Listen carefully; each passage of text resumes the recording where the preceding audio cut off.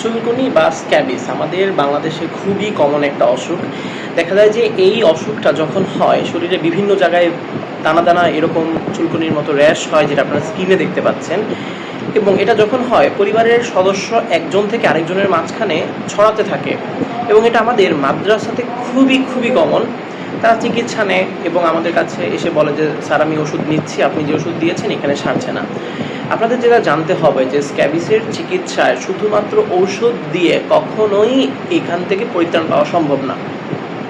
এখান থেকে পরিত্রাণ পেতে হলে আপনাকে কিছু জিনিস মাথায় রাখতে হবে এবং সেই বিষয়গুলো মেনে চলতে হবে। যদি মেনে চলেন তাহলেই আপনি সেখান থেকে পরিত্রাণ পাবেন। তাহলে বিষয়গুলো কি?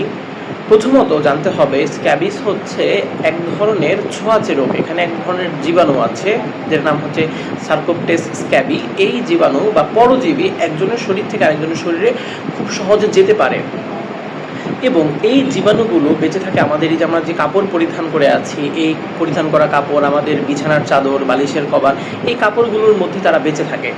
এই জন্য যখন আমাদের এখান থেকে পরিত্রাণ পেতে হবে, এই অসুখটা শুধু আমার শরীর থেকে সারলেই হবে না, এটা আমাদের পুরো বাসা থেকে নির্মূল করতে হবে। আমাদের বাসায় যত সদস্য আছে তাদের সকলের এই যে অসুখটা আছে তাদের সবাইকে এখান থেকে পরিত্রাণ পেতে হবে। এজন্য যখন আমরা এটা চিকিৎসা নিব, পরিবারের সকল সদস্যকে একসাথে চিকিৎসা নিতে হবে। দেখা যায় যে ধরেন একজনের সদস্যের এই সমস্যাটা আছে, কিন্তু ওই পরিবারের বাকি দুইজনের এই সমস্যাটা নাই। এখন যার সমস্যা শুধুমাত্র যদি সেই এই চিকিৎসাটা নেয়, দেখা যাবে যে যার শরীরে এই জীবাণুটা নেই তার শরীরে যাবে এবং তার শরীরে গিয়ে এই জীবাণুটা বেঁচে থাকবে। এতে এই জীবাণুটা একজন থেকে আরেকজনের শরীরে ছড়িয়ে গেল এবং পরবর্তীতে সে আবার যার চিকিৎসা নেওয়া হয়েছিল তার শরীরে চলে আসবে। তার মানে প্রথম জিনিস হচ্ছে যে সবাইকে চিকিৎসা নিতে হবে, এবং দ্বিতীয় এবং খুব গুরুত্বপূর্ণ জিনিস হচ্ছে এই জীবাণুটা আমাদের শরীর ছাড়া যেখানে যেখানে বেঁচে থাকে তাদের সবাইকে সে জায়গায় নির্বংশ করতে হবে। সেটা হচ্ছে আমাদের বাসায় যত জামা কাপড় আছে, সকল জামা কাপড় এবং সকল ধরনের বস্ত্র জাতীয় জিনিস, এটা হতে পারে আমাদের বাসার পর্দা, হতে পারে আমাদের বিছানার চাদর, বালিশের কভার। এজন্য আপনারা যেটা করবেন যে খুব দরকারি যে কাপড়গুলো আছে, আগামী 2 সপ্তাহ আপনি যে কাপড়গুলো পরবেন সেগুলোকে আলাদা করে ফেলবেন। আর বাকি যত কাপড় আছে আপনার ঘরে, আপনি গিয়ে দেখবেন যে কোথায় কোথায় আপনি কাপড় দেখতে পাচ্ছেন। এটা হতে পারে পর্দা বা যে কোনো কিছু, একটা দেখা যায় যে টেবিলের উপর রাখা একটা কাপড়, সেটাও হতে পারে। সো এইগুলোকে আলাদা করে ফেলবেন। যদি সম্ভব হয় সবগুলোকে ধোবেন, কিন্তু দেখা যায় যে আমাদের দেশে আসলে আমরা অনেক ব্যস্ত থাকি, আমাদের ঘরে কাজের লোক থাকে না, এতগুলো কাপড় একসাথে ধোয়া সম্ভব হয় না।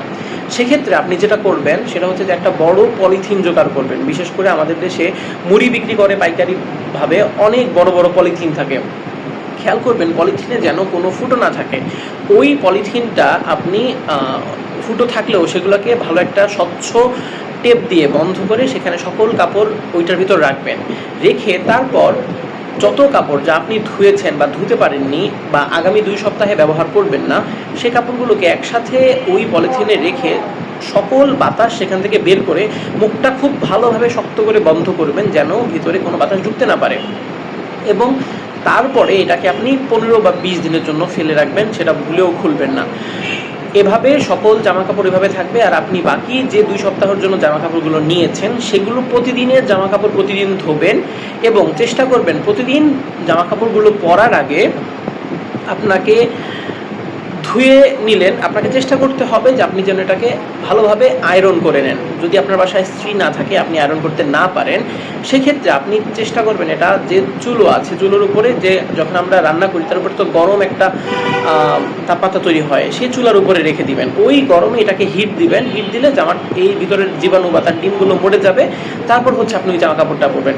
যদি এইভাবে আপনি 3 সপ্তাহ মেনটেন করেন, তাহলে দেখা যাবে যে আপনার বাসায় এই জীবাণুটা থাকবে না। আপনি এবং আপনার পরিবারের সবাই এখান থেকে নিস্তার পাবেন। সবাইকে অসংখ্য ধন্যবাদ, ভালো থাকবেন।